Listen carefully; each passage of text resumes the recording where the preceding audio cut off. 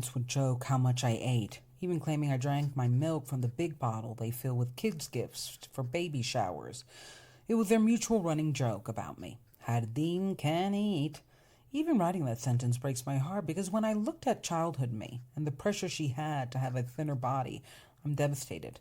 Now losing weight is an odyssey, but as a kid I truly was fine and would give anything to have back that shapely figure again. I was called fat even when I was not, and the problem is to my family. Fat was ugly. When I look at how my family has treated my body and my features, they were clear. I was ugly to them.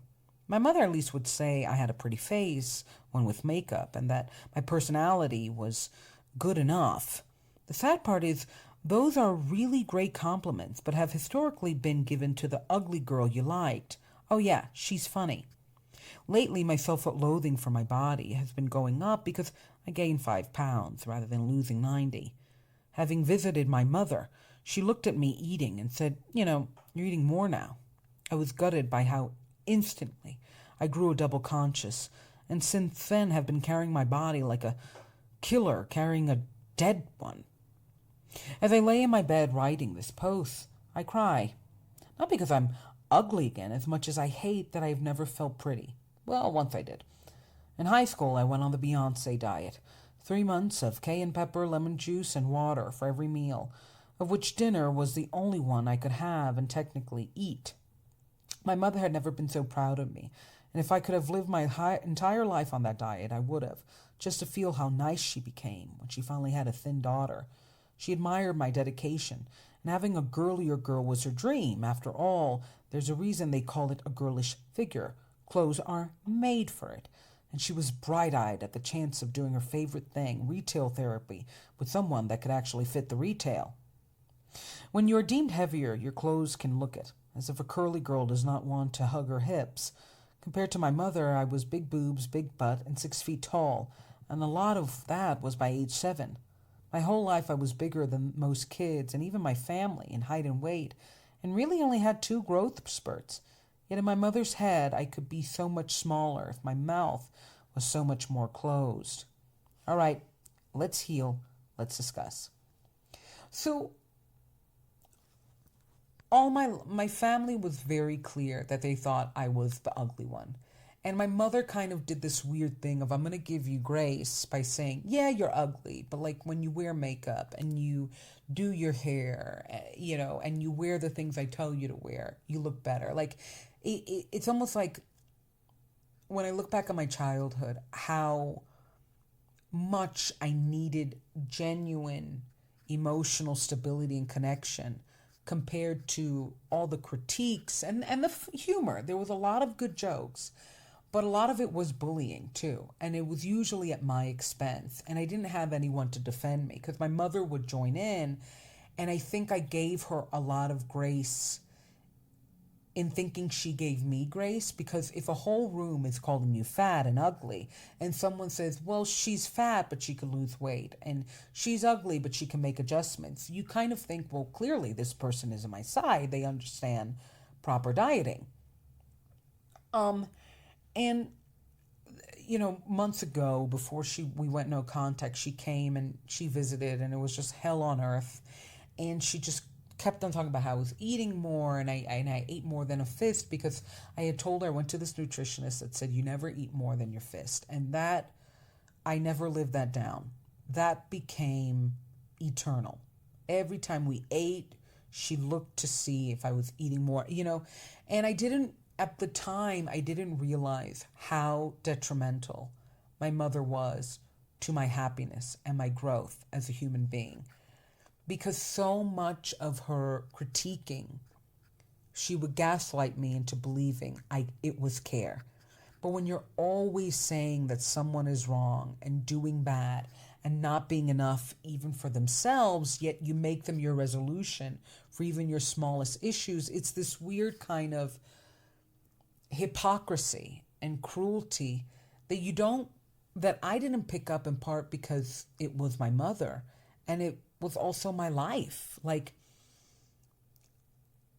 when you become an adult, you do realize more just how heavily your family trained you in defining happiness and defining healing or defining hurt and defining sadness, like, and the past few years have been me kind of, I don't feel like I'm me. I don't feel like I'm happy. I don't feel like I'm prospering.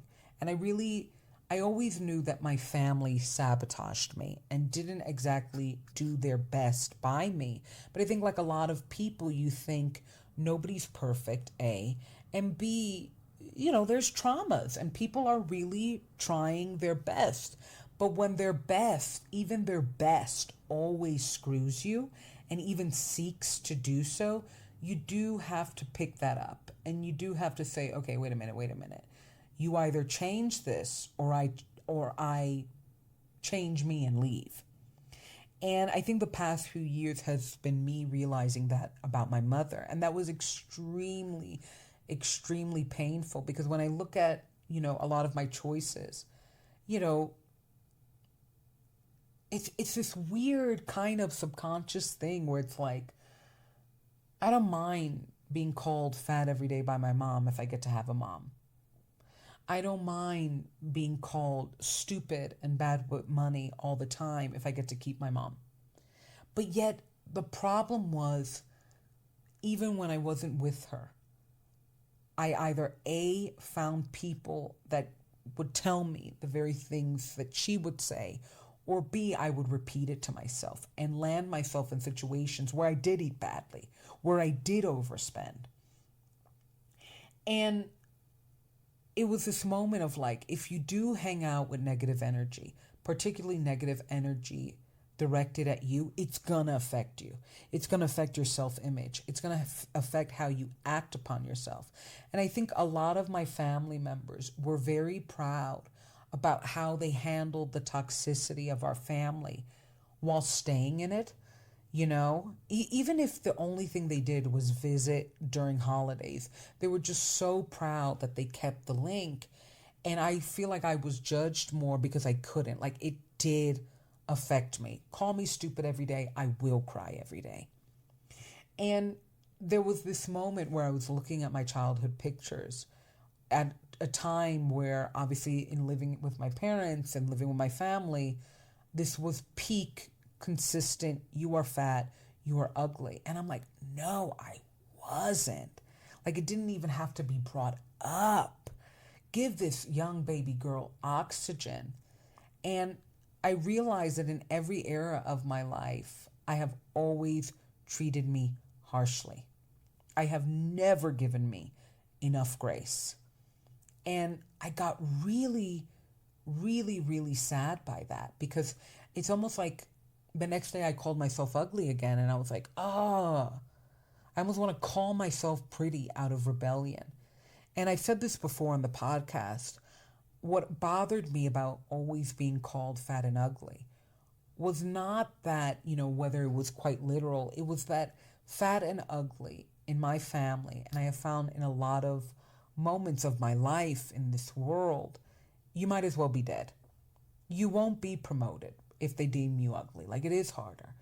They won't hold the door for you if you are fat. They won't help you up. They'll be like, you should be on a diet. You should run.